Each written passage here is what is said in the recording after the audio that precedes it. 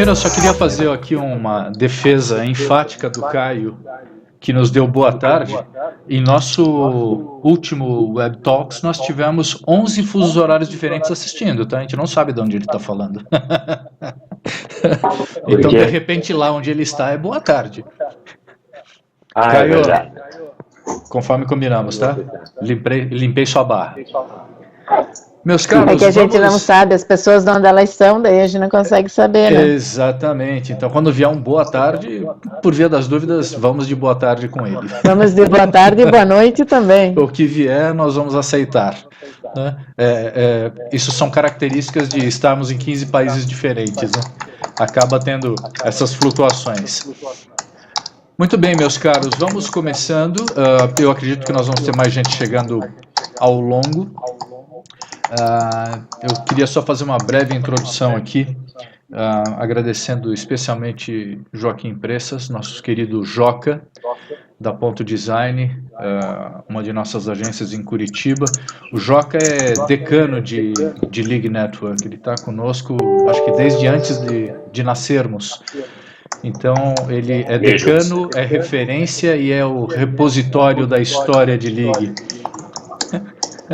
Gostou dessa, Joca? Fofinho, exagerado, mas fofinho. Nós estamos juntos. Então, Joca, super obrigado. Joca esteve no SXSW, eu não vou nem tentar falar o nome como ele fala, porque eu não consigo. Então, eu vou pela sigla, ele esteve no SXSW 2018 e vai nos contar como foi essa experiência. Senhoras e senhores, Joaquim Pressas. Muito obrigado, Casa. South by Southwest, o nome que obviamente a gente acaba abreviando para SXSW e dependendo da pessoa é sex só. Em francês, por exemplo, acho que não conseguem falar o W, então é só sex para os íntimos. Né? É um festival relativamente antigo, ele é de 87, no início era só de música, hoje a maior relevância que ele tem é a parte de música e filme, mas há muitos anos já ele entrou para a área de, no começo era digital, depois eles chamaram para interactive, hoje tem um pouco de game. São vários festivais dentro de um festival, diferente de Cannes que quase tudo acontece ao mesmo tempo, esse aqui vai meio por etapas, ele começa com Edu, depois entra interactive, e aí depois entra o festival grande, que é música e filme. Ele é bem relevante, é lá porque diferente, de novo, de festivais americanos ou ingleses, enfim, ele abre muito, até por isso ele deixa a parte de music no final. Tá muito ruim o áudio aí, né, Pera? Pro resto, pessoal, tá bom ou não? Faz assim quem tá bom. Ótimo. Ok. Eu tiro a câmera quando eu saio daqui agora é a hora de ter atenção pra ti. No último dia, na última semana do festival, muitos atores e atrizes vão para lá, então a cidade fica wild. Então ele é um festival, chegou a ter esse ano, nos 15 dias de evento, quase 600 mil pessoas passando pelo festival. Então é um festival meio wild, né? Principalmente nos últimos dias. Eu separei para a gente falar rapidinho alguns highlights. É impossível, esses grandes festivais um pouco, não vou dizer menores, mas mais estruturados, que nem o Web Summit, a gente até consegue ver as principais atrações.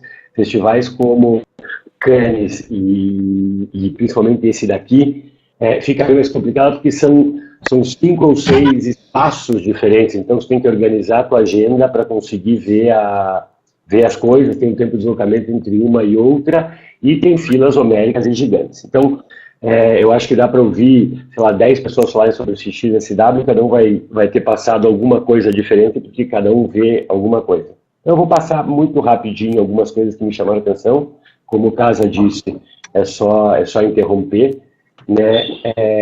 E aí no final eu tenho alguns takeaways, assim, algumas coisas que eu acho relevante compartilhar com vocês, para até ouvir o que vocês têm para dizer, né? Primeiro, o keynote foi meio estranho começar com ela, mas eu comecei com uma terapeuta de casais, né? Entrei meio de perdido, a gente chegou do Brasil no dia que começava o evento, foi deixar as coisas no hotel, voar, e eu fui entrar numa design, não consegui entrar numa design, tinha um salão grande, que era o maior salão que tinha lá, tipo para 6 mil pessoas, acabei entrando nessa Esther Perel. Cara, muito legal. Na verdade, ela faz um paralelo entre as relações humanas, homem, mulher, mulher, enfim, relações afetivas e relações de marcas. Não é nada novo, já foi feito por muitas pessoas, mas efetivamente falando, a forma como ela coloca ficou muito legal. No material que eu vou mandar depois para vocês, tem o link da palestra dela na íntegra. Da mesma forma que Cannes, algumas palestras o festival escolhia por fazer broadcasting dessas palestras. Então, 2 ou 3 palestras por dia eles faziam broadcasting. Então, o highlight da frase dela, e que fala muito do que ela disse ao longo da palestra, é essa frase aqui: relationships are write them well, edit them often. Tipo, sabe, a nossa história são relações, tanto com as pessoas que a gente gosta e das marcas e seus clientes, seus consumidores, né? A gente tem que escrever muito bem essa história desde o início. Ela reforça a importância de ter um storytelling e de viver de acordo com esse storytelling, mas, ao mesmo tempo, a gente tem que ir editando ela à medida que a gente vai andando. Ela frisa muito que marcas antigas, marcas de muito tempo de história, tem um trabalho maior até do que marcas que estão começando, porque você precisa editar essa história, já que as pessoas e as condições mudaram bastante, né? Foi bem interessante a palestra. Ela tem um livro que ela comenta bastante nesse vídeo dela. Tim O'Reilly é um dos caras que eu sei aqui do Brasil que eu queria ver. Ele criou o termo da Web 2.0 e também é muito engraçado isso. Você acha que uma pessoa fala de uma coisa, ela fala de coisa completamente diferente. Ele falou basicamente sobre como a evolução tecnológica está impactando a sociedade, e é um tema que acho que é relevante para todo mundo que está próximo dessa evolução tecnológica. Ele falou muito sobre capacidade de trabalho, capacidade de conseguir produzir coisas e o impacto que, na opinião dele, a tecnologia vai ter nos empregos e nos trabalhos futuros, né? Eu não tenho filho, mas vejo a preocupação dos meus irmãos que têm filhos adolescentes. O que essas crianças vão estudar, para onde elas vão, o que vai existir de emprego no futuro. Ele, não só ele, na realidade, várias pessoas defendem, o Jeff Bezos, a Amazon também, o Elon Musk, enfim, várias pessoas defendem. A tecnologia efetivamente aniquila alguns tipos de emprego, mas ao mesmo tempo ela cria novos espaços de trabalho que a gente imagina que existem. Então ele coloca que muito provavelmente quem tiver capacidade de interação e compreensão com o momento que a gente vive, pela capacidade que o ser humano tem de resolver problemas de uma forma não lógica, porque as inteligências artificiais fazem isso de uma forma meio seca, meio burra, como dizem, essas pessoas vão conseguir ter emprego. Enfim, ele disponibilizou, não tem o filme da palestra, mas tem o slide share da palestra dele, bem legal, eu coloquei aqui para vocês, tá?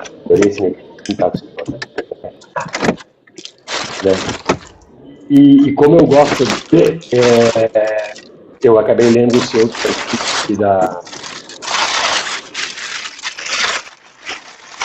Não sou eu que depois do barulho. Ô, Joca, ofereça pra gente umas batatinhas. Alguém está desembrulhando um pacote de batatinhas. Todos estamos ouvindo e queremos também. Para saber se era eu. Queremos também. Compartilhem, por favor. Só eu vi aqui no chat que alguém perguntou se podia capturar a tela. Pessoal, logo depois já combinei com o Casarré, logo depois dessa fala, eu vou disponibilizar para vocês. Não dá para fechar o áudio da pessoa, Caja? Estou testando aqui para ver qual é o áudio que está vazando. Isso. Logo depois dessa palestra, logo depois dessa fala, vou enviar esse material por e-mail. Então pode capturar, mas a princípio vocês vão receber ele. Esse cara, adorei ver esse cara, Bruce Mouse, eu conheço também dele. Ele se intitula multidesigner. Esse termo que ele usa para se descrever já causou drama e celeuma no métier do design. Assim, ele faz um monte de coisas, por isso que ele diz que ele é multidesigner.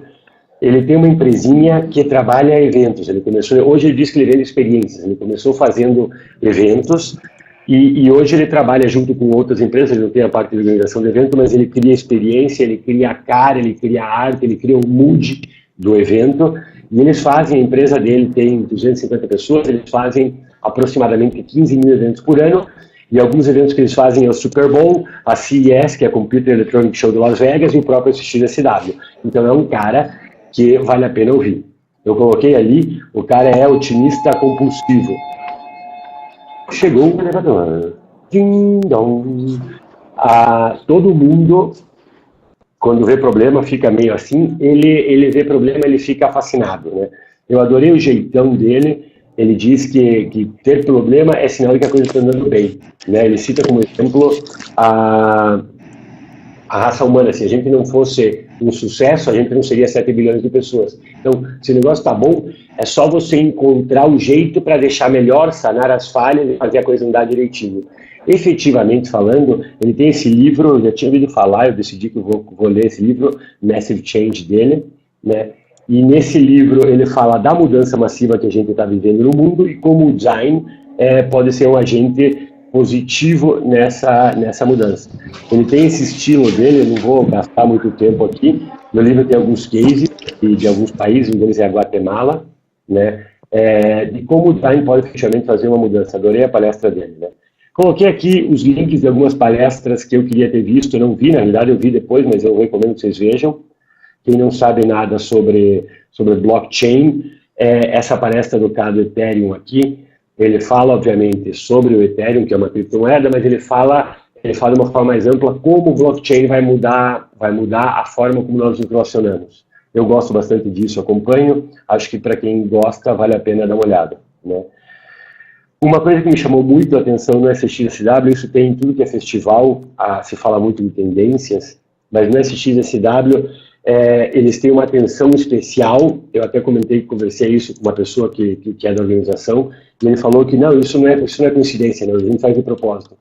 Eles fazem questão de tentar levar todos os grandes tendencistas, eu não sei como é que seria a tradução disso, mas todas as pessoas que escrevem com relevância sobre tendências, eles fazem questão de tentar levar essas pessoas para o evento. Então, todo dia você tinha pelo menos 1 ou 2 pessoas que eram referência em tendências, em diferentes segmentos, falando lá. O John Maeda, a turma do design... Oi, Álvaro. O John Maeda, a turma do design conhece ele muito bem, ele faz o Design Tech Report, também tá, 8 anos, 9 anos que ele faz esse report. Eu coloquei aqui embaixo o link para o report, eu recomendo que baixem todos esses reportes que vão ser apresentados aqui, porque os que eu vi são todos fantásticos, né? E agora, o próprio Maeda, e ano passado eu baixei o Design Tech 2017, esse ano já baixei de novo, é um reporte bem extenso, são 200 páginas, e pela primeira vez ele entra forte na questão da AI, da inteligência artificial, Artificial Intelligence, né? Ele fala, outra coisa que ele coloca muito é o design como ferramenta de inclusão. Uma coisa que eu já tinha sentido e comentei várias vezes, parece que quanto mais a tecnologia avança, mais está descolando a possibilidade de pessoas terem acesso à informação. Eu acho que no início da internet, não sei porquê, parecia que ela ia incluir as pessoas, ela ia democratizar a informação, mas a impressão que eu tenho é que quanto mais a tecnologia evolui, quanto mais as inteligências artificiais começam a se tornar regra, parece que fica mais longe a distância das pessoas que conseguem compreender e entender isso e as pessoas que simplesmente não têm ideia do que está acontecendo. Ele também comenta isso e ele diz que é dever do design tentar incluir pessoas na tecnologia. Não por bondade e simplesmente ele até coloca aqui, ó, inclusão é inclusão, não fui eu, foi ele que escreveu isso aqui. Ou seja, mais pessoas dentro ou interagindo com a tecnologia aumenta o tamanho do mercado potencial, né?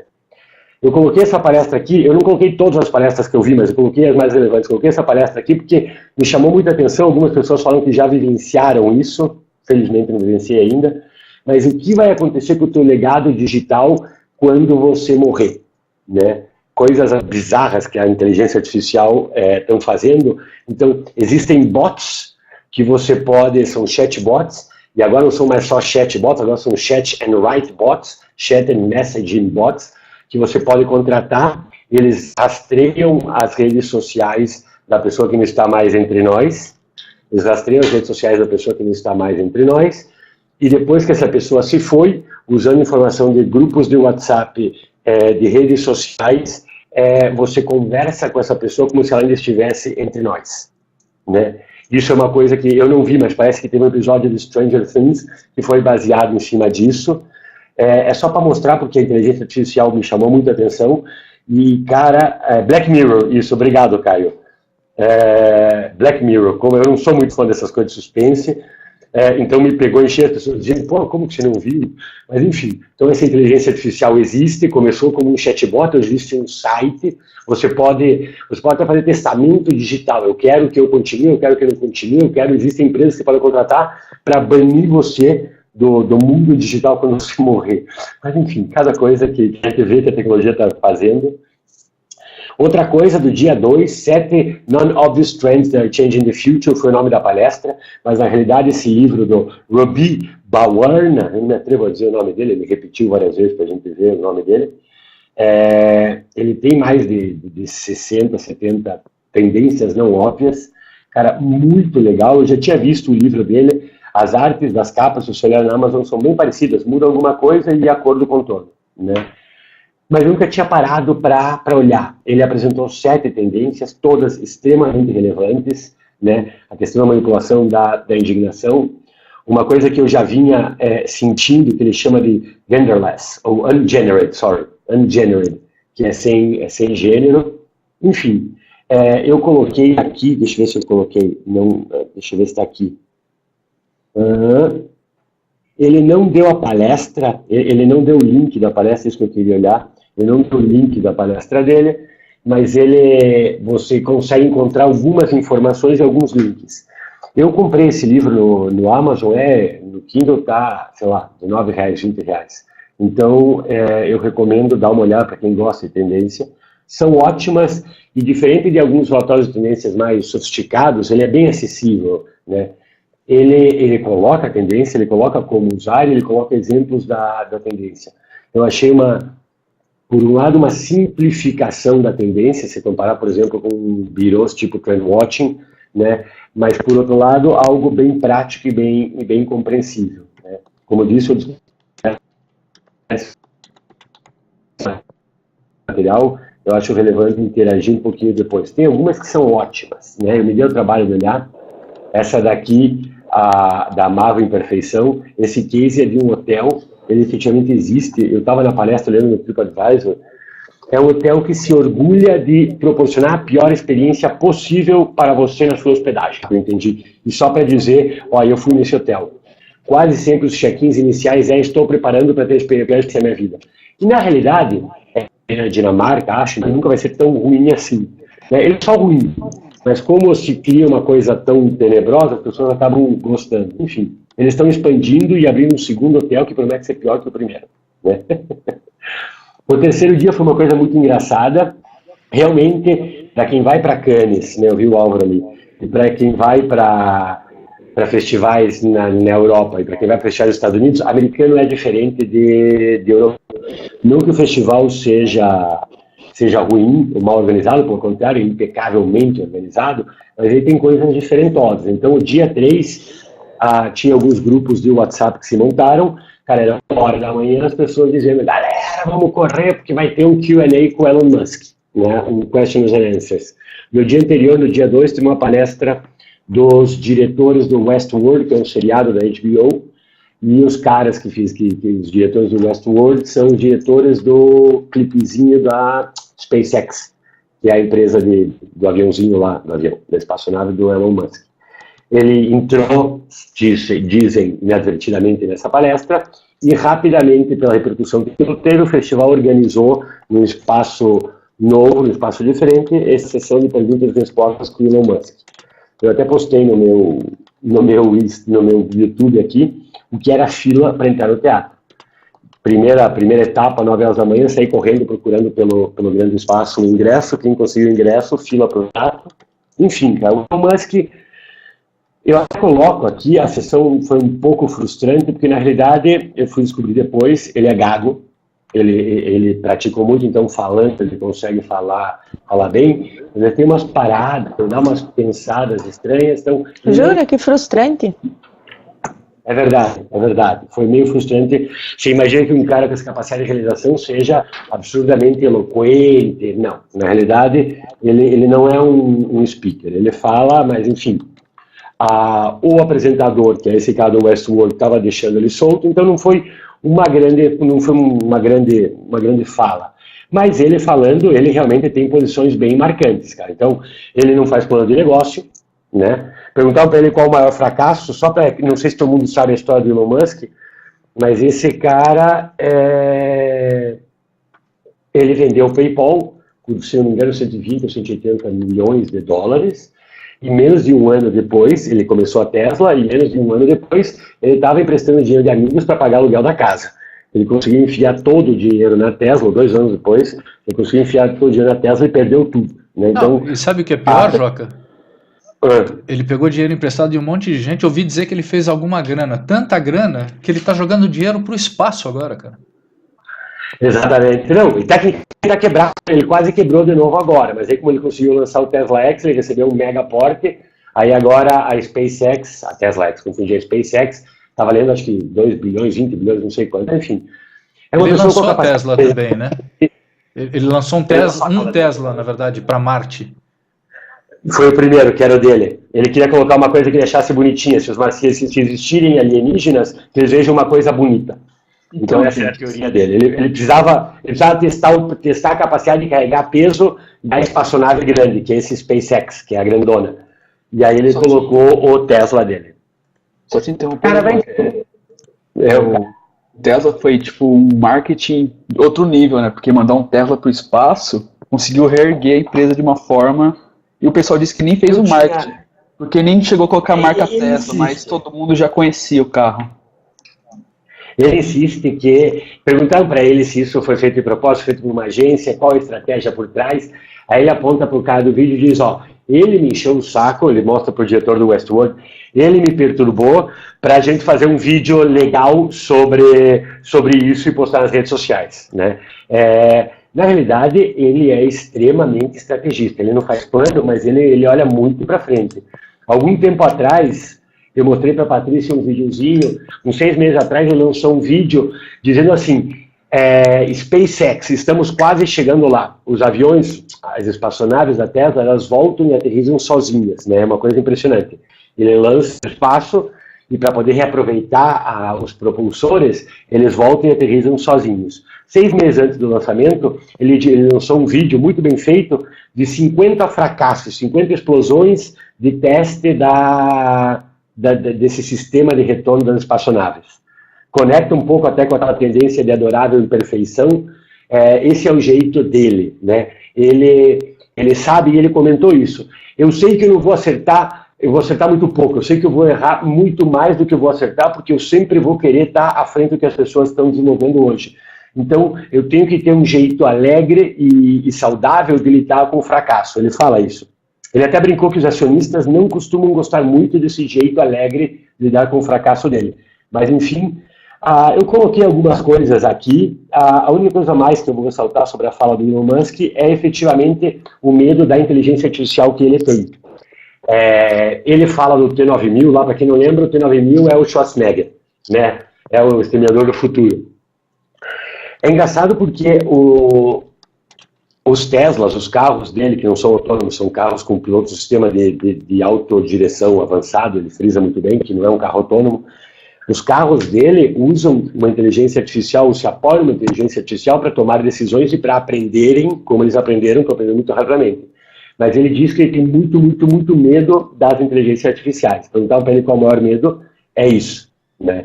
Ele tem outra coisa que eu até coloquei aqui, eu nunca tinha ouvido falar isso daí, mas ele faz uma coisa muito legal, né? O trabalho político dele. Cara, não vote em alguém para te representar, cara. Escolha votar em alguém que consegue resolver um problema legal. Entendeu? Assim, pense em um problema difícil, que você não saberia como resolver. Se você acha alguém que resolva, que você acha que consegue resolver esse problema, esse é o tipo de pessoa que a gente tem que votar. Adorei isso. Não funciona no Brasil, mas enfim, adorei isso. Outro dia, para variar, Emerging Tech Trend Report, por NWeb, todo dia tinha algum keynote, alguma grande palestra sobre tendência, né? Adorei essa mulher, que ela fala também sobre tech trends, ou seja, tendências de tecnologia, mas mais do que isso, ela explicou muito bem como eles entendem as tendências, como funcionam para eles as tendências e de que maneira a gente consegue mapear as tendências. Tem aqui o link do repórter, fantástico, longo também, mais de 200 páginas, mas com uma consistência e muito bem escrita. Entendam que essa empresinha dela, Future Today Institute, tem tipo 12 anos, é a 11ª vez, tá aqui, ó. 11ª vez que eles lançam esse relatório de tendências. Então, extremamente interessante a forma como ela coloca as tendências. E até me ajudou a explicar uma coisa que a gente que viaja para festivais tinha um pouco de dificuldade de entender. A tecnologia está construindo conexões, elas têm pontos de convergência, mas elas têm caminhos completamente diferentes. É muito difícil encontrar palavras, ela usa o termo buzzword, é muito difícil encontrar palavras e apontar para onde elas vão ir antes de que elas efetivamente comecem a convergir. E o local ou a forma pela qual elas convergem é completamente imprevisível, porque elas podem passar 2, 3, 4 anos andando próximas, até que vem uma coisa pequena, uma coisa que ninguém espera, sei lá, uma linha de código que o Google disponibiliza, e isso aconteceu efetivamente 7, 8 meses atrás, em agosto do ano passado, quando o Google disponibilizou um banco de códigos de inteligência artificial que eles tinham, e ao mesmo tempo o Jeff Bezos da Amazon disponibilizou linhas de código para poder fazer essas linhas de código do Google usarem a capacidade computacional da Amazon. Na hora que essas duas coisas aconteceram de forma meio desconectadas, sem número de tendências surgiram e apareceram várias novas tendências, especialmente em AI. Então, muito interessante o relatório, a forma como ela coloca. Eu destaquei alguns, eu dei olhada no relatório inteiro, ela destacou umas 10, eu destaquei 4 só para entrar aqui no PPT. Ela aponta, foi a primeira pessoa que eu ouvi falar isso, ela aponta que em muito pouco tempo os smartphones vão perder a soberania que elas já têm. E, segundo ela, é muito pouco tempo mesmo, né? Já existe uma diminuição do número de venda de iPhones. Daqui a pouco, algumas coisas como relógios, computadores, vão assumir algumas funções. As pessoas vão usar o próprio smartphone evoluir, está muito perto, segundo ela, do que pode evoluir de hardware. Então, muito provavelmente, daqui a 10 anos, vai ter outro gadget, que vai fazer funções, vai ter outro nome, enfim. Obviamente, ela fala da inteligência artificial, que foi o que mais chamou a atenção. Os assistentes digitais, ela diz que estão migrando para se aproximar do stream. A Alexa, Google Home, o outro que eu esqueci, enfim, Siri e todos esses, agora todo mundo tem o seu assistente. Isso já está entre nós aí há 4, 5, 6 anos, só que efetivamente agora estão migrando no mainstream. Nos Estados Unidos é impressionante. Eu estava num hotelzinho, daquelas coisas americanas, um hotel que tinha 2 funcionários, um para limpar todo o hotel e um na recepção. O cara está falando com você e fazendo check-out, e aí ele está falando com você e diz, Alexa, blá, blá, blá, blá, blá, blá, blá, blá. Então, efetivamente, no hotel, o clerk, o atendente do hotel, usa um assistente da Amazon, que acho que é o Alexa, para melhorar o atendimento dele. Então, ela estava certa, isso vai funcionar. E uma coisa que voltou a se falar, fazia tempo que eu não ouvia falar disso, é a conexão da tecnologia, da biociência com a tecnologia. Inteligência artificial estão conseguindo evoluir muito nisso. Passando rápido, no dia 4 foi um dia meio político, mas não político. Eu usei esse termo zelador porque eu adorei, ele se descreve como zelador. Eu disse, no passado, prefeitos eram zeladores, ou deveriam ser zeladores. Eles cuidavam da limpeza, da higiene e da ordem de uma cidade. Eu adorei esse termo. E esse cara, ele falou, eu faço meu trabalho de zelador, mas eu também acho que todo mundo que tem alguma voz deveria tentar construir um mundo melhor. E efetivamente eu vi a fala dele e a fala do Schwarzenegger, que agora nem cargo tem, mas é bem legal. Eu acho que nossos políticos, eu quero que vocês vejam, as 2 palestras tem o link deles aqui. Eu acho que nossos políticos deviam ir nesses festivais também, né? Porque a gente vai, mas não é a gente, eles que precisavam, enfim. Schwarzenegger me impressionou. Eu sei que uma das poucas coisas que eu sei da vida política dele é que ele é do partido Trump, mas me impressionou como alguém do partido Trump pode ser tão dissonante do Trump e desse lado americano que a gente acha meio estranho, né? No meio do caminho, o apresentador dá uma cutucada nele e diz, pô, mas você não parece ser republicano. Ele diz, cara, antes de ser republicano e antes de ser americano, eu sou austríaco, a gente tem uma relação diferente com o planeta. Então, gostei bastante. No finzinho, obviamente, ele fala um pouquinho, ele mostrou um trailer, um pedaço do trailer, que são cenas de making-off do filme novo que ele está fazendo, acreditem ou não, o cara tem 70 e tantos anos, cara, e está fazendo mais um filme de O Exterminador do Futuro, né? E ele conversou depois com Elon Musk. Né? Uma pessoa que eu adorei ver, eu não sei quanto todo mundo conhece, mas chama-se Singularity University. Ano passado a gente foi numa missão no Vale do Silício e conheci pessoalmente a Singularity. O Peter Diamandis escreveu o livro Abundance e é um dos cofundadores da Singularity, é uma pessoa brilhante. Ele começou a fala dele falando sobre a singularidade e a era da abundância, né, que é uma coisa que ele domina muito bem. E aí ele apresentou o novo X-Prize. Né? Esse X-Prize, para situar vocês, foi um prêmio que ele lançou, a Singularity University lançou lá atrás, 8, 10 anos atrás. Era um prêmio de $1 milhão para a primeira pessoa, o time, o grupo de pessoas, a conseguir lançar uma espaçonave para fora da órbita e que ela voltasse. Quem ganhou esse primeiro X-Prize foi o sócio de Steve Jobs, já vou lembrar o nome dele, o sócio de Steve Jobs na Apple, e quem comprou essa tecnologia foi o Cada Virgin, já vou lembrar o nome dele também, o Cada Virgin Records. De lá para cá ele já lançou vários X-Prizes, um deles foi de água, enfim, e agora ele está lançando um X-Prize de Avatar. São $10 milhões para o primeiro time que conseguir fazer um avatar que possa ser operado a 100 km de distância e consiga performar tarefas básicas para seres humanos, mas não tão fáceis para avatares, como, sei lá, entrar e desligar uma torneira, desligar um gás aberto, ou, o exemplo que eles usaram, em Fukushima, agora, uns 3 anos atrás, quando teve aquele vazamento de energia nuclear, a grande parte do dano foi causado porque era muito difícil para um ser humano entrar e desligar um registro. Precisava só desligar um registro. Só que qualquer pessoa que entrasse lá, pela intensidade do vazamento, ia morrer. Então a ideia dele, eles acham que algumas tarefas, salvar pessoas em incêndio, salvar pessoas em alagamento, terremotos, coisas assim, podem ser feitos por avatares. Né? E aí ele está fomentando a pesquisa e o desenvolvimento disso. Richard Branson, obrigado. Foi ele que comprou o projeto do primeiro X-Prize. Ele estava participando, não conseguiu, e aí comprou de quem ganhou. O último dia foi um dia mais focado em mobilidade, né? A gente viu, Patrícia, não sei se você lembra, era o mesmo cara, o CEO da Waymo.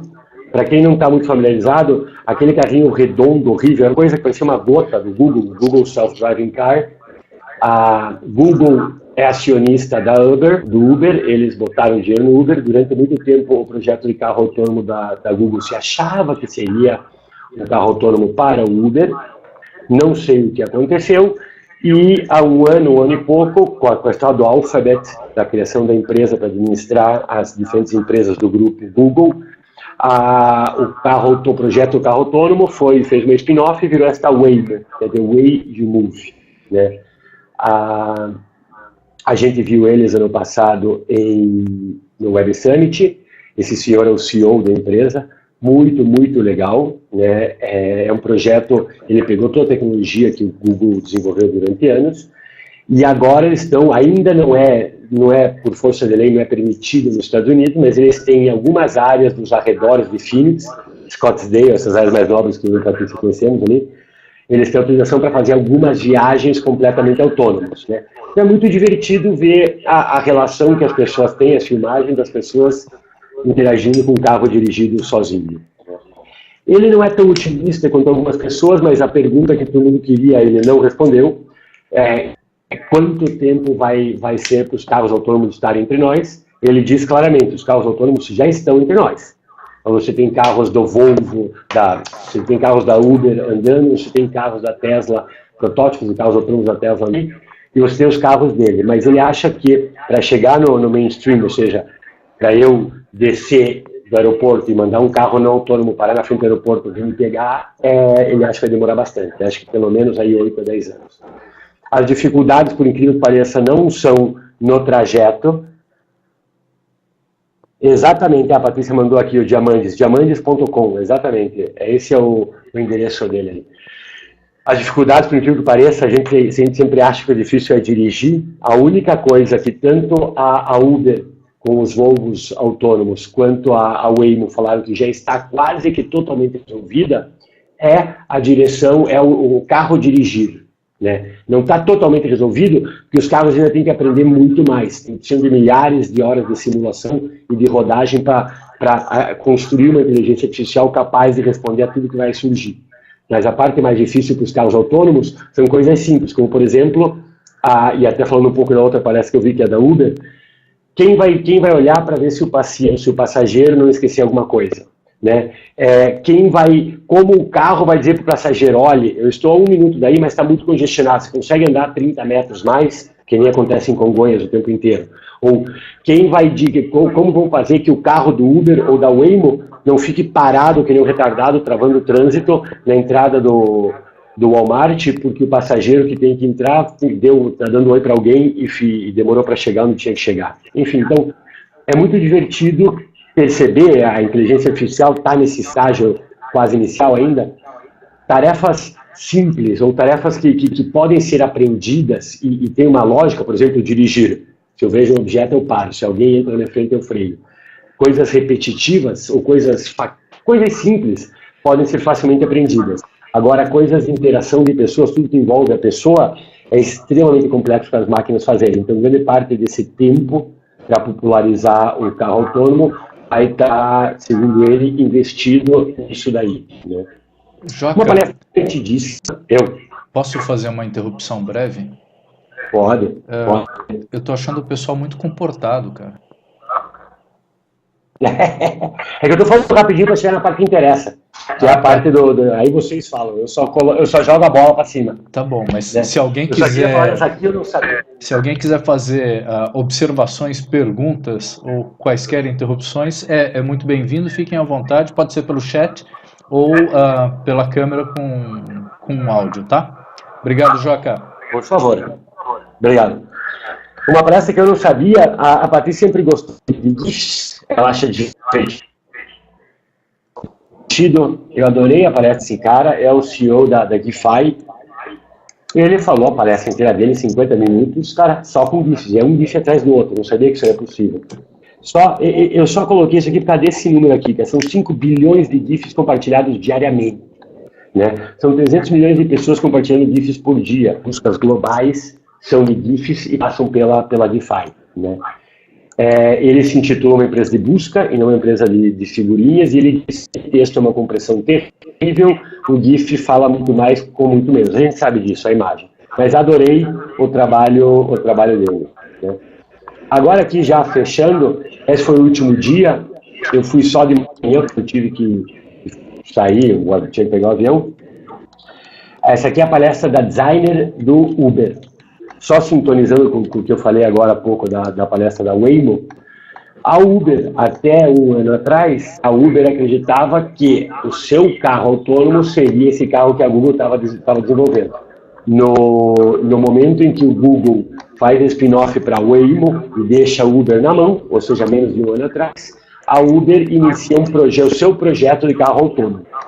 Ela parte de uma base já existente, que são as Volvo XC90. Ele tem um nível de... Oi, Lu, tudo bom? Existe um nível de autonomia nos carros, o nível máximo é 5. O Tesla e esse Volvo XC90, acho que são 3 ou 4, não lembro direito, ou seja, não são carros totalmente autônomos, mas com alguns ajustes, já colocar mais sensores, colocar câmeras. Tanto o Waymo quanto a Uber estão conseguindo que carros tenham um grau de autonomia legal. Só para entender, porque o que mais me impressiona é a velocidade, 1 ano e pouco atrás, a Uber começa esse projeto. Quando eu fui para o Vale do Silício, em setembro, a Uber estava anunciando que em breve iria começar as viagens de teste. Quando a gente foi para o Web Summit em novembro, eles já estavam com perto de 20 mil viagens realizadas. Agora, em março, eles já estavam com 50 mil viagens autônomas realizadas em uma cidade. Ou seja, o tempo de realização dessas empresas é uma coisa impressionante. Assim, startar o projeto, começar do zero, desenvolver, começar a testar. Foi meio engraçado ou triste, vamos dizer assim. Enfim, eu vi a palestra dela no dia 14. A Head of Design se orgulhava muito de dizer que em 50 mil viagens não tiveram nenhum incidente grave que causasse alguma lesão para o ser humano. Daí eu viajei, cheguei no sábado de noite, domingo de manhã, quando eu abro o browser, o que acontece? O carro autônomo do Uber atropelou a ciclista e matou a ciclista. Então, para mostrar que é bem mais complexo do que parece. A gente vê essas coisas e diz, nossa, ela falou bastante disso. Quem anda no carro autônomo do Uber, acha que está tudo resolvido. Né? A gente olha de fora, acha que está tudo resolvido. Mas ela falou várias vezes que é um projeto que vai demorar, a linha é do Zuana, 2021, 2022, né, para o carro autônomo do Uber andar, né, sozinho. Mas, enfim, é bem interessante a abordagem do design, é mais interessante ainda, que esse é o trabalho principal dela, de como, através do design, conseguir fazer as pessoas se sentirem bem, ou se sentirem confortáveis em coisas que são, para a gente, muito diferentes, muito estranhas.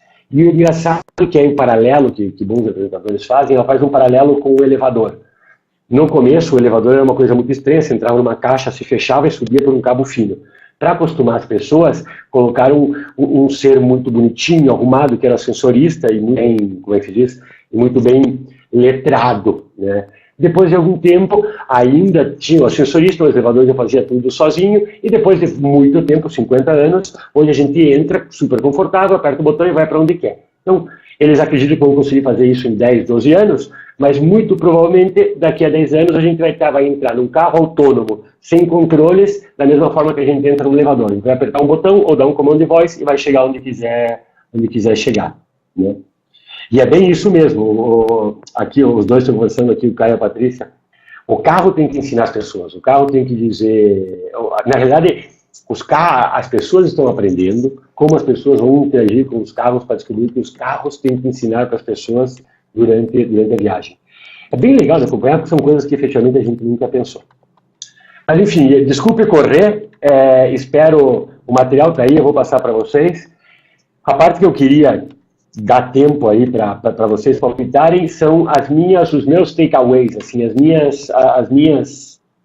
o que eu trouxe de lá, né? A primeira pergunta que sempre me fazem, e eu brinco que eu me faço porque mais cedo ou mais tarde o cartão de crédito chega, é se vale a pena esse tipo de evento, né? Na ida, ótimo, né, Luciano? Na volta se diz, foi legal. Quando o cartão de crédito chega, se diz, vale a pena. Mas vale sim a pena, vale a pena. Foi muito divertido essa sequência de Vale do Silício, 6 meses depois, uns 5 meses depois, cara, Web Summit, alguns meses depois, 5 meses depois, Austin, porque me permitiu ver uma régua de evolução e entender o que é o ritmo que essas tecnologias estão acontecendo. É algo que efetivamente a gente não faz ideia, é muito rápido, né?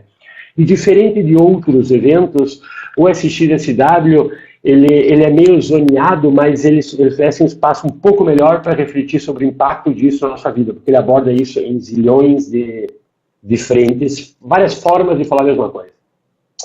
Eu avancei o slide, desculpem o trocadilho do Caradilho, até escrevi aqui, mas efetivamente a maior percepção que eu tenho é que aí está aí, né? Efetivamente falando, a inteligência artificial faz parte da nossa vida.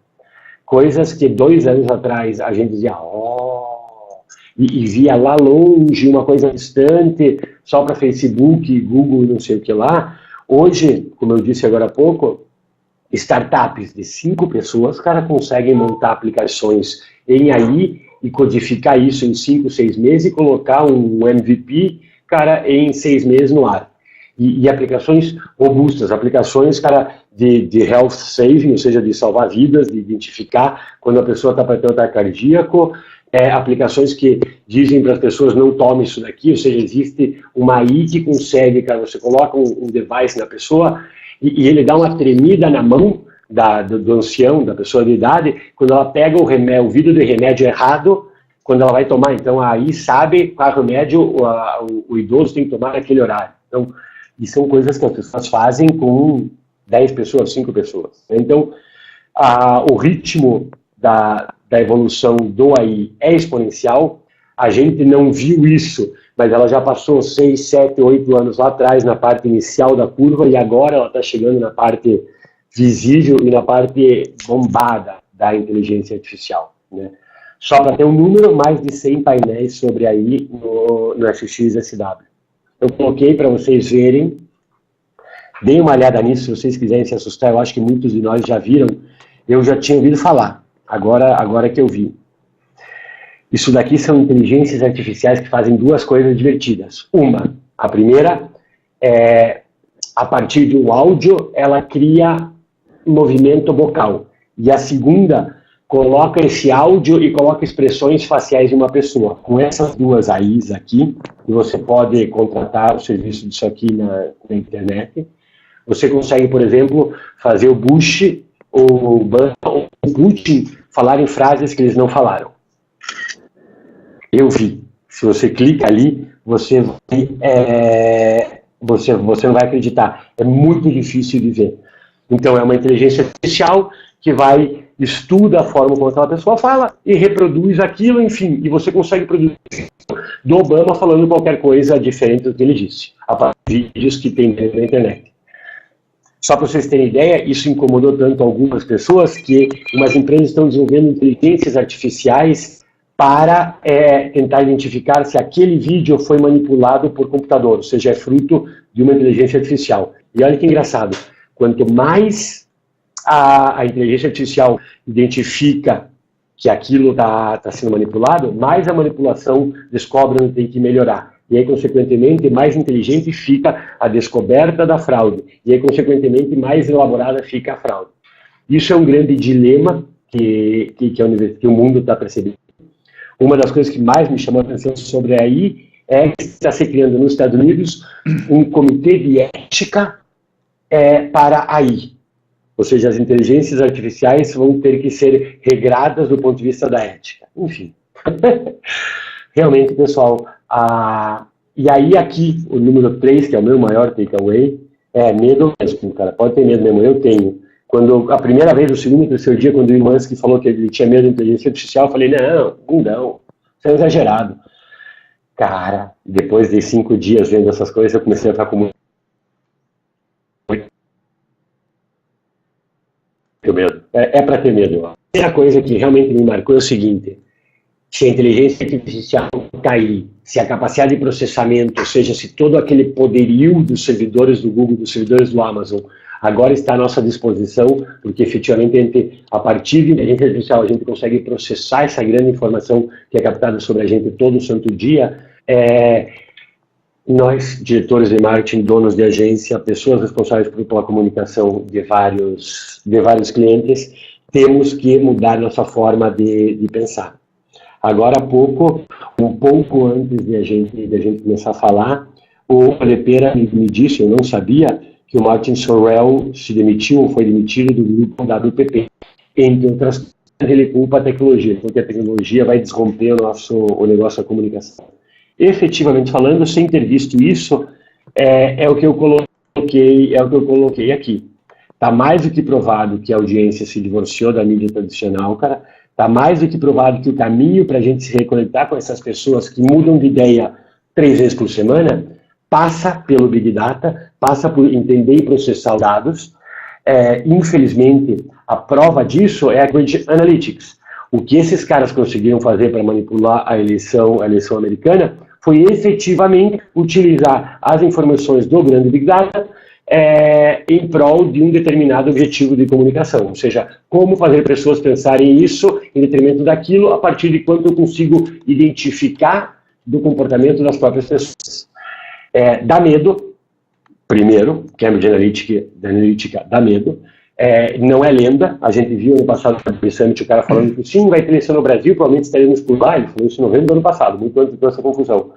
Mas mais medo ainda do que isso é a perceber que eu estou velhinho, perceber que por mais que eu me esforce, por mais que eu visite esses tipos de eventos, Eu continuo pensando do jeito velho, a forma velha de fazer as coisas para as pessoas novas. Ou seja, eu não sei exatamente o que eu conseguirei fazer de diferente, eu só sei que eu tenho que fazer algo de muito diferente para poder me relacionar com a mídia de uma forma muito diferente do que eu faço hoje.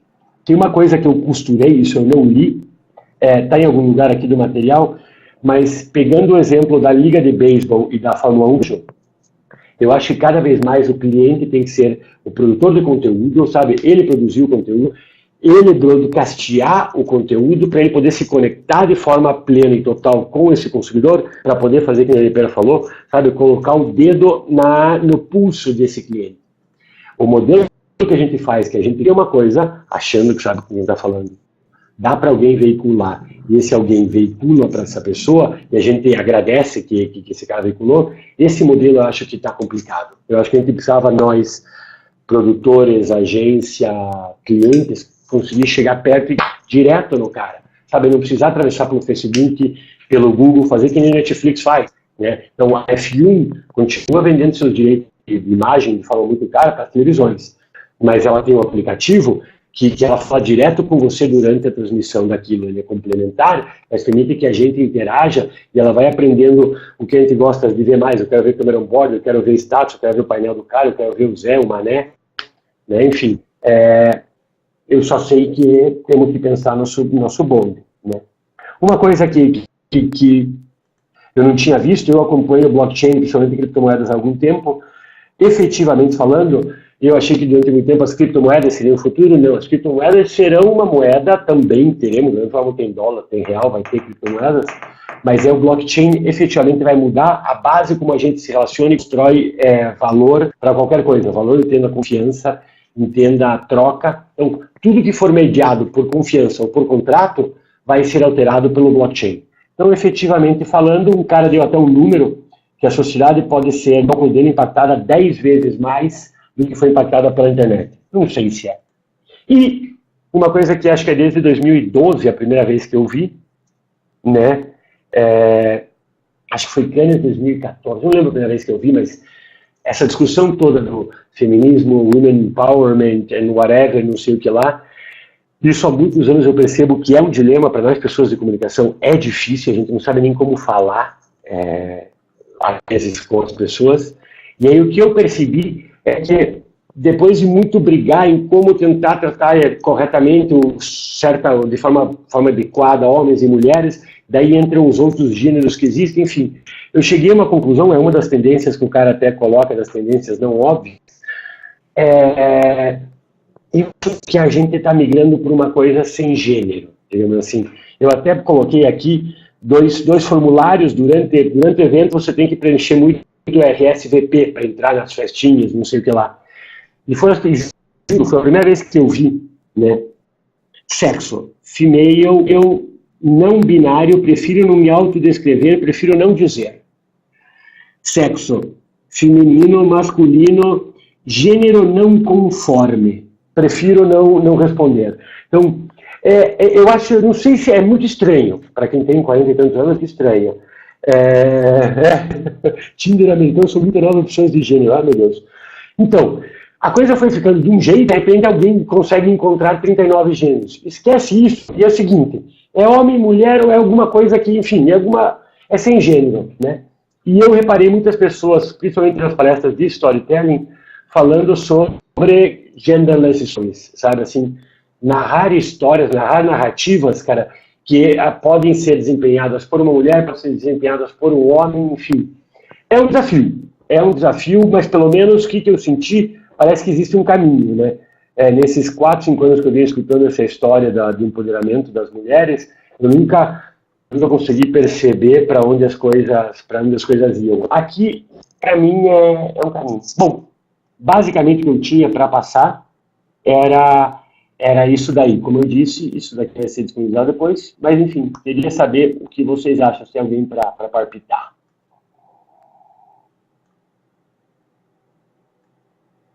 Isso daqui é o que mais me incomoda.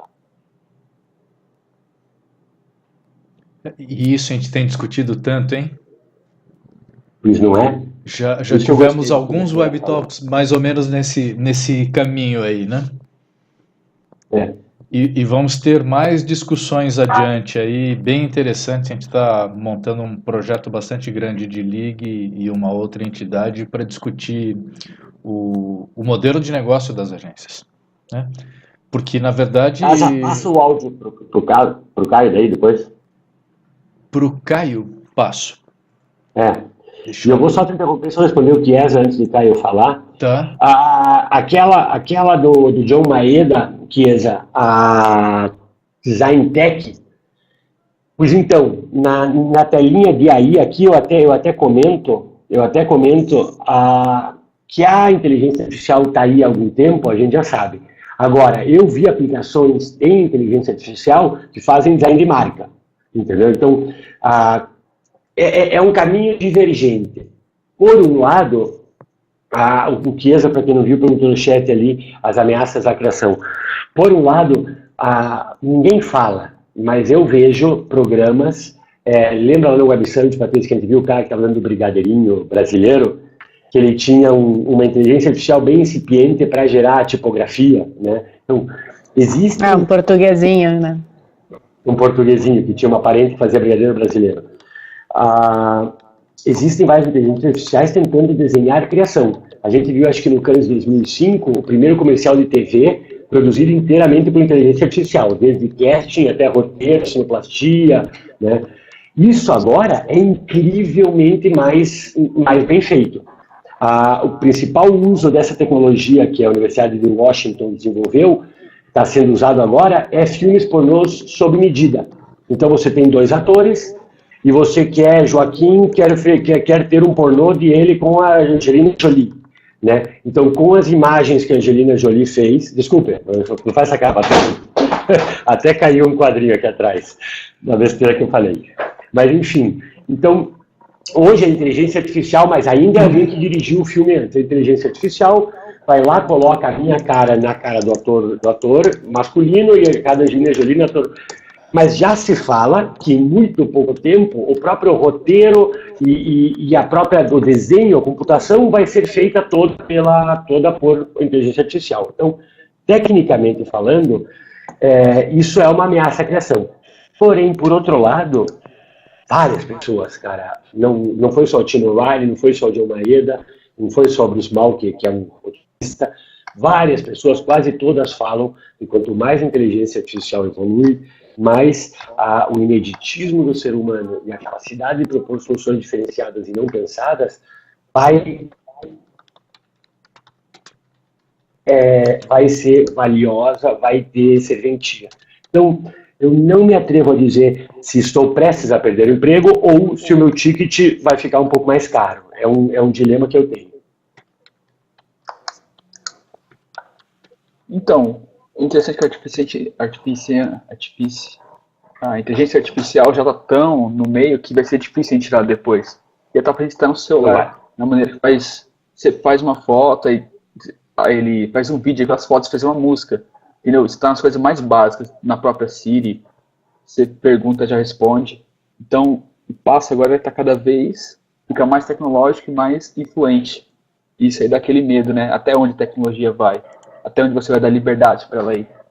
Isso é uma coisa bem interessante que a gente pode ir mais, questão de ética, questão de leis, já tem muita coisa para fazer.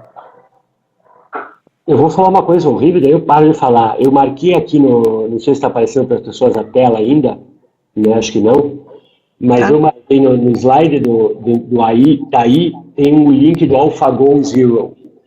Go é um jogo tipo xadrez, só que tem mais variáveis. Muitos anos atrás, ainda era da IBM, o Watson aprendeu a jogar xadrez, perdeu algumas partidas para os grandes mestres, depois ganhou do Kasparov e não sei o que lá. Esse é o início da inteligência artificial. Chegou à conclusão que o Go era mais complexo de aprender do que o xadrez, blá blá blá, se desenvolveu. O objetivo era machine learning, era ensinar as máquinas a aprender. Se desenvolveu esse programa chamado AlphaGo. Para vocês terem ideia, o primeiro aprendizado do AlphaGo foi em 1 mês e meio, né? O Watson, primeira vez, demorou tipo 2 anos para aprender. se carregou o AlphaGo com todas as jogadas, ou o máximo de jogadas possíveis, dos maiores jogadores de Go do planeta. No primeiro jogo de 100 partidas, o computador perdeu 16 partidas, não tenho certeza, 16 partidas para os humanos. Se deu um upgrade no Alpha, foi o Alpha 2, e aí acho que ele perdeu 3. Se deu mais um upgrade, ele ainda continuou perdendo 2. Aí alguém teve uma ideia e fez um instalo. Mas é o seguinte, se a gente partisse do zero, se ao invés de carregar na inteligência artificial para ela aprender jogadas humanas, a gente só ensinasse ela a jogar o jogo. E aí se ensinou um jogo para isso, se chamou de AlphaGo Zero, que é uma inteligência artificial sem nenhum input de jogada humana, e se deu um mês para ela aprender, 100 a 0, 5 vezes. Nunca mais nenhum ser humano ganhou da inteligência artificial quando ela aprendeu sozinha, sem os inputs humanos. Logo depois disso, se pegou essa mesma base de inteligência artificial e se colocou ela para aprender sobre os seres humanos, brincando, coisa de cientista maluco. Vamos mandar ela ler o Google. Ela leu uma semana do Google e virou a coisa mais preconceituosa do planeta. Por quê? Porque se você bota negro no Google nos Estados Unidos, aparecia morto, tiroteio, polícia, preso, não sei o que lá. Se botava hispânico, aparecia roubo, não sei o que lá, não sei o que lá. Com pouco tempo de aprendizado, a inteligência artificial construiu uma crença de que, por exemplo, pessoas hispânicas, nos Estados Unidos, pessoas hispânicas de cor eram seres humanos inferiores, coisas assim. Isso foi o que startou, se suspendeu esse programa, isso foi o que startou a necessidade de se desenvolver um código de ética para o machine learning e para as inteligências artificiais. Então, Caio, é para ter medo mesmo. Eu estou com medo quando a gente vai parar. Mas também, ao mesmo tempo, se a gente entender que isso é reflexo do que é a sociedade também. Ela está aprendendo o que a própria sociedade está informando.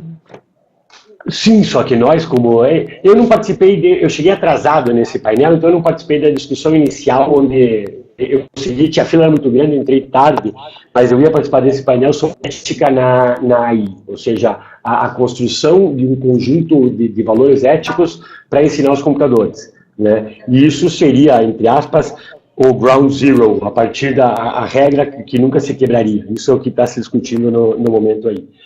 Efetivamente falando, por isso que a leitura fria do que a gente faz ou fala é muito diferente do que a gente acredita como ser humano que vive, faz ou fala, né?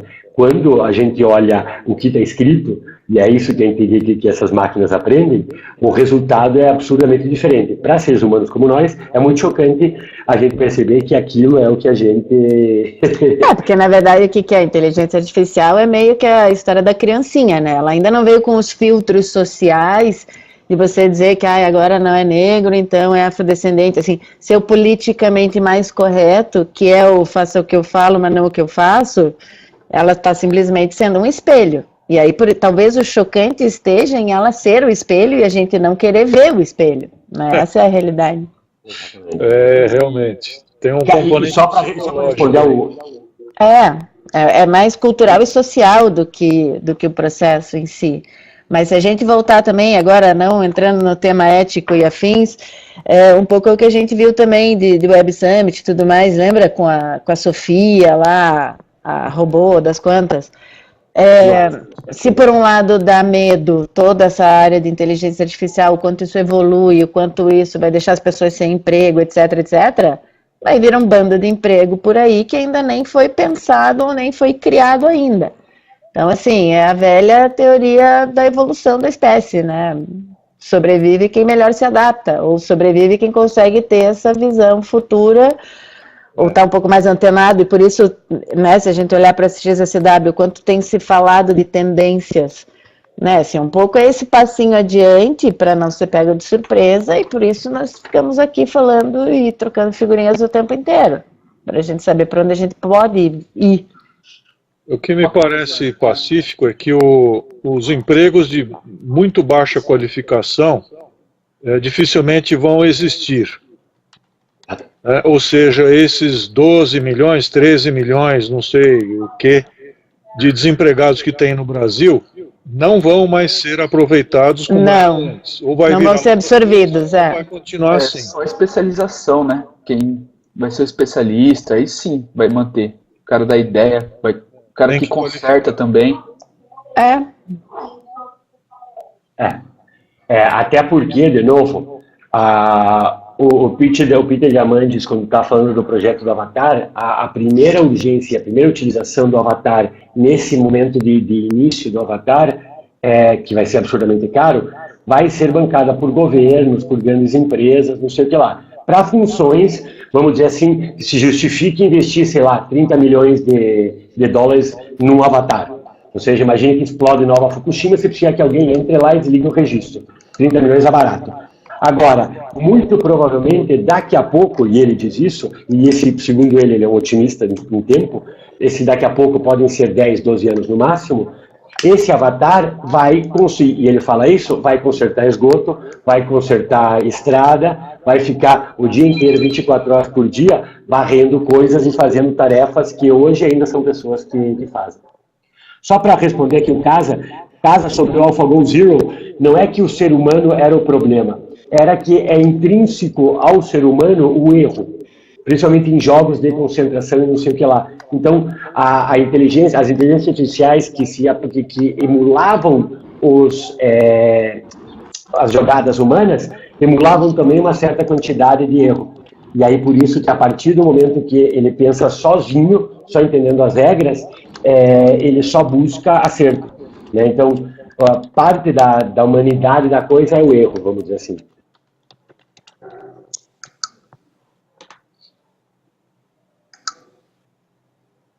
E aí, voltando ao tema, já que, né, ou saindo do tema que a gente está entre Web Summit, entre Cannes Lions, entre South by Southwest, o que você acha? Fazemos o pacotinho dos três, um é mais interessante do que o outro.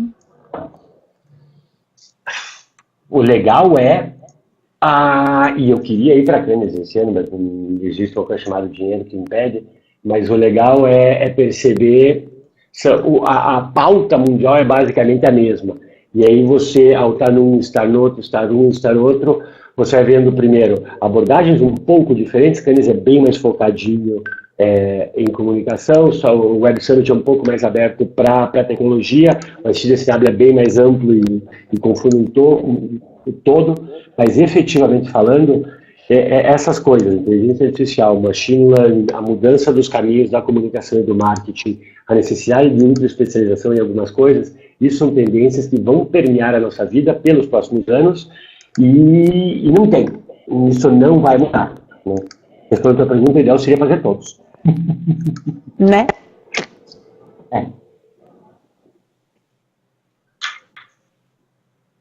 Muito bom, vocês fizeram um belo trabalho. Depois vocês podem passar os links que vocês colocaram aí, porque agora não dá para acessar. Eu acho muito interessante tudo que vocês viram. Eu gostaria de continuar conversando com vocês posteriormente sobre isso. Me interessam muito essas tendências novas, a gente enxergar o futuro, né? Há alguns anos eu fui convidado a dar aula sobre tendências da comunicação num curso de pós-graduação, e eu gostei muito, eu aceitei, eram poucas aulas, eu aceitei porque não ia me dar muito trabalho, mas iria me obrigar a olhar as tendências da comunicação. Isso vai me enriquecer como profissional. E eu eu percebi essa relação entre o que as coisas, né, os objetos que a gente usa, ou seja, como a tecnologia vai modificando o nosso modo de viver. Isso é óbvio, todo mundo sabe isso hoje, mas eu acho que é muito importante a gente ficar observando isso que vocês observaram. Parabéns pela iniciativa, viu, de ter ido ver isso e transmitir isso para os colleagues. Carlos, vamos sim enviar por e-mail, vai ser enviado, não sei, o Casa falou aqui que vai ser publicado na página do Face, o link, enfim, vamos enviar toda a apresentação. Meu foco da apresentação, mais do que falar o que eu achava, porque a minha opinião era exatamente tentar achar o máximo de links e informações possíveis. Então, tudo que foi passado, todos os links estarão enviados, estarão na palestra e vão ser enviados para vocês. Caio, quem dera saber, o Caio pergunta aqui, eu não quero avançar muito no tempo, mas o Caio pergunta aqui, e como se preparar para a revolução da inteligência artificial no meio da publicidade e marketing? Quem dera a gente tivesse essa resposta.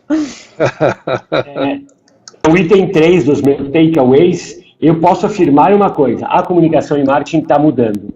O caminho que eu vou tentar seguir, eu vou te dizer assim, tentando levar algo de prático desse SXSW, o que eu levo? Primeiro, está claro que efetivamente, está aí o Martin Sorrell, se ele perder emprego, imagine eu, está claro que isso vai mudar a nossa vida, está mudando a nossa vida. A minha busca, o meu quest vai ser para tentar encontrar uma forma de minhas marcas, ou as marcas com quem eu trabalho, para conseguir se conectar diretamente com os seus consumidores. Minhas marcas serem protagonistas de sua história, minhas marcas produzirem o seu conteúdo. Eu não sei como a gente vai fazer, mas o que eu acho que tem que ser quebrado é a forma de pensar antiga. O que eu quero encontrar uma forma nova de pensar? Eu quero não pensar como eu pensava antes, que veículo eu preciso usar para chegar nessa pessoa. Então, eu acho que a minha busca tem que ser como eu chego nessa pessoa direto. Coisa 2, que métricas eu uso? Né? Eu até coloquei na palestra, no texto vocês vão ver ali. São poucas as agências que têm métricas de digital.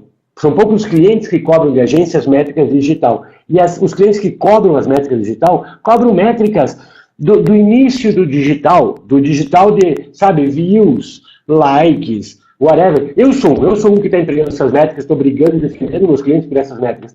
Mas essas métricas não significam porra nenhuma. Isso aí são métricas do início do digital, de 5 anos atrás, cara, 6 anos atrás, 7 anos atrás, o Facebook era uma criança. Hoje o Facebook é um vovô respirando por aparelhos, entendeu?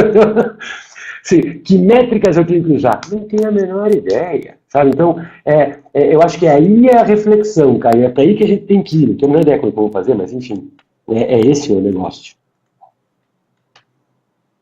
Eu acho que tinha que fazer um merchanzinho, assim, Casa, manda. Eu não sei se o Casa quer falar isso. Ele é melhor para falar do que eu. Então gostaria de convidar todos vocês para o Web Talks Latam, que nós vamos fazer quarta-feira. Tá? Aliás, quarta não. Quinta-feira. Quinta-feira, no horário de Brasília, às 13h45, vai ser um Web Talks todo em espanhol, voltado para o mercado latino-americano, com o nosso querido Carlos Chiesa, que está aqui hoje participando como convidado, falando sobre... Carlos Chiesa, por favor. Essa coisa do que chamam ainda de branded content também está mudando. E, basicamente, eu acho, é uma tese minha, eu então vou dar a cara à tapa, que é um caminho que as agências como as nossas devem perseguir, porque isso que você coloca aí, que as agências, as empresas do Fortune 500, né, do Fortune 500, que estão perdendo espaço porque não estão se comunicando direito com os consumidores, com quem ela deve atingir, eu acho que é justamente porque eu concordo integralmente, acho que houve esse distanciamento entre, não propriamente as mídias tradicionais, mas o que elas estão falando para as pessoas. Você, quem vive aqui no Brasil, assiste o Jornal Nacional, assiste a novela das 21, abre a revista Veja na segunda-feira, o que você encontra de interessante, de realmente marcante na propaganda brasileira? Né? Qual foi a última grande ideia que você viu? O que eu acho é que hoje a gente tem, graças à economia de escala, né, o grande volume de fusões e aquisições que aconteceu mundialmente, primeiro no mercado corporativo, depois as agências acompanharam, isso de certa forma matou a criatividade como nós a conhecíamos. Né? Hoje é tudo em escala industrial. Você olha as propagandas de banco e como é que você distingue uma da outra? Né? Por que que o Bradesco Prime é um cara que vai andando numa moto não comum né, uma marca que não é a que você está acostumado a usar, certamente não é o motoboy que vai usar, e o cara vai parar numa agência do Bradesco que você nunca viu, que não existe no meio do mundo. O que isso quer dizer? Por que isso vai me fazer? Não estou criticando o Bradesco, estou pegando um exemplo só, né? Então, são essas coisas que me ocorrem e eu vou colocar desta vez em espanhol. Ótimo, eu concordo com você. Acho que as marcas têm que assumir esse papel e as marcas têm que conseguir se conectar, porque muda tudo tão rápido, cara.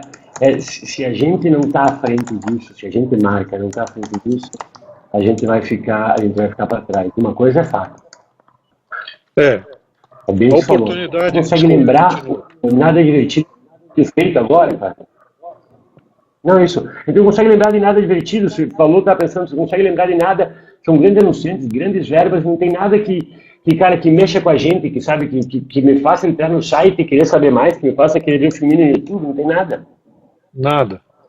Esqueceram de uma coisa básica da comunicação, que é você tem que falar a linguagem que as pessoas entendem. Comunicação não é o que você diz, é o que as pessoas entendem.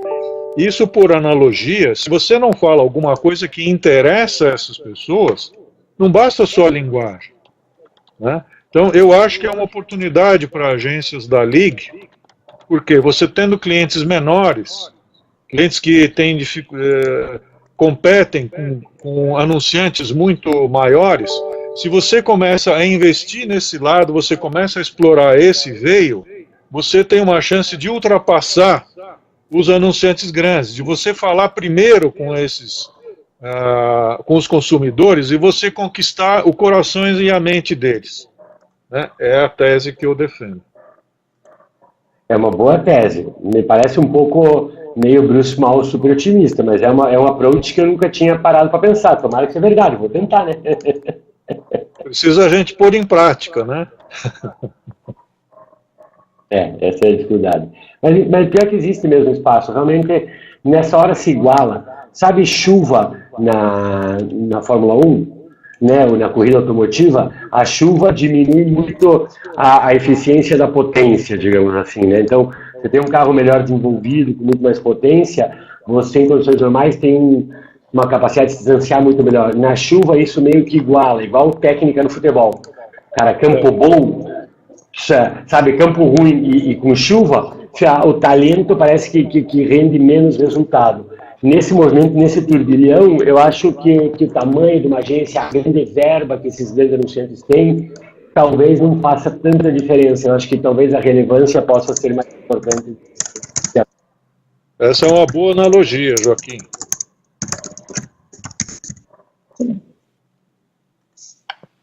Acho que a Larissa queria falar. Mas eu acho também que seria Agora bom o Joca caiu? estar presente, né? Pode me tirar. Não, o Joca caiu. Vamos ver se ele retorna. Ah, voltou. Eu vou sair daqui e ele volta, ok? Tá bom.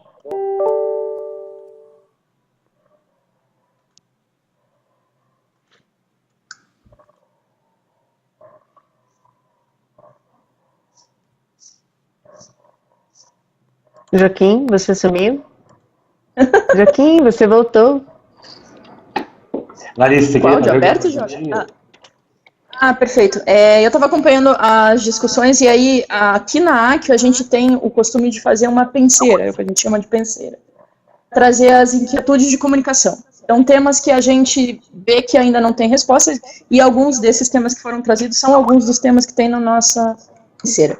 E um que foi trazido esse tempo que eu fico pensando sobre ele, se a gente não está num momento em que a inteligência artificial ela está criando um certo caminho para depois tomar forma e tomar o espaço das atividades base, ou seja, com um universo como esse, a gente passaria a não depender de trabalho, ter máquinas para trabalhar para a gente nas atividades base, o que revolucionaria todo o pensamento, né?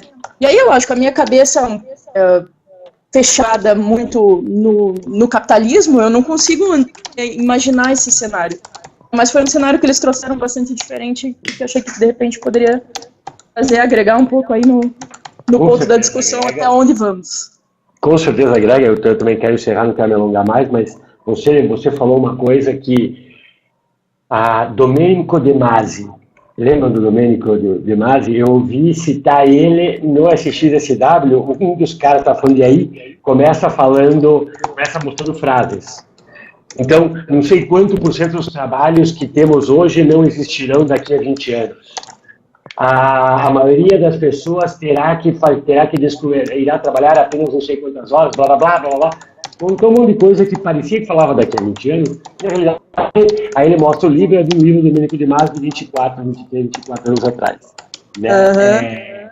E ele diz assim, já estamos, o que ele falou vale, o que ele falou 20 anos atrás vale para hoje, mas efetivamente estamos entrando num momento onde muitas coisas vão acontecer e muitas respostas vão ter que ser encontradas. Então ele chama de estamos na era das perguntas, não das respostas. As respostas vão vir depois.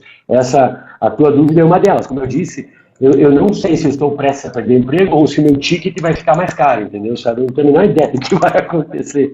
Eu quero acreditar nas pessoas que dizem que a capacidade humana de propor soluções diferenciadas para problemas antigos, cara, tem valor e vai nos manter válidos durante algum tempo. Mas efetivamente uma coisa é regra. Muito do que hoje é feito por pessoas e muitas ações rotineiras, clipping, sério, dos concorrentes, que tem gente que vive de clipe ainda, que ainda vende clipe. Isso não precisa mais, isso não existe mais. Então, as inteligências artificiais tagueiam muito melhor se é bom, positivo, negativo, do que isso é feito lá fora por $12 ao mês. Então, um exemplo só de que vai acontecer. Sabe, desdobrar a marca, criar uma marca e aplicar a marca da melhor forma possível em papelaria, não sei o que lá, isso também, em teoria, daqui a pouco não vai ser feito. Enfim, temos trabalho pela frente. Povo, alguma coisa a mais? Uma das curiosidades que me fica, que até seria legal compartilhar com vocês, isso são tendências, ou seja, né, a gente vai enfrentar lá pela frente, mas por hora a gente enfrenta... Opa! Não, tô ouvindo, eu dei tchau pra Patrícia. Mas por hora o que a gente enfrenta é um sobrecarrego, e principalmente para quem lida com atendimento direto de cliente, já não tem mais limite, porque a gente está 24 horas por dia e a expectativa é de atendimento cada vez mais rápido dessas demandas, né? Então, eu queria saber um pouquinho de como vocês lidam com isso. Existe um limite? Vocês respondem o WhatsApp de madrugada? Tipo, qual é o limite para vocês? Respondemos sim. A dona Patrícia que saiu aqui, redes sociais, cara, é sábado, domingo, é 11 horas da noite, ela responde sim. Eu tenho coisas que respondo também. Primeiro, eu acho que isso é passageiro, porque é um pouco o que o Chiesa estava falando e o que o Lapera estava falando antes, ele não está aqui agora. Os clientes estão muito confusos e nós também estamos muito confusos. Antigamente, 10 anos atrás, os clientes sabiam quase o tanto que a gente de mídia, de que isso era feito, de como isso era feito. Hoje, principalmente se o digital está no meio, a coisa está toda embolada, nem a gente sabe direito quem dirá o cliente, a gente tem que trabalhar um monte para entregar alguma coisa. E aí vai lá o Facebook, muda o algoritmo, e vai lá aquele blogzinho, escreve uma besteira, então aquele site que era relevante já não é mais relevante, enfim, as coisas mudam o tempo inteiro.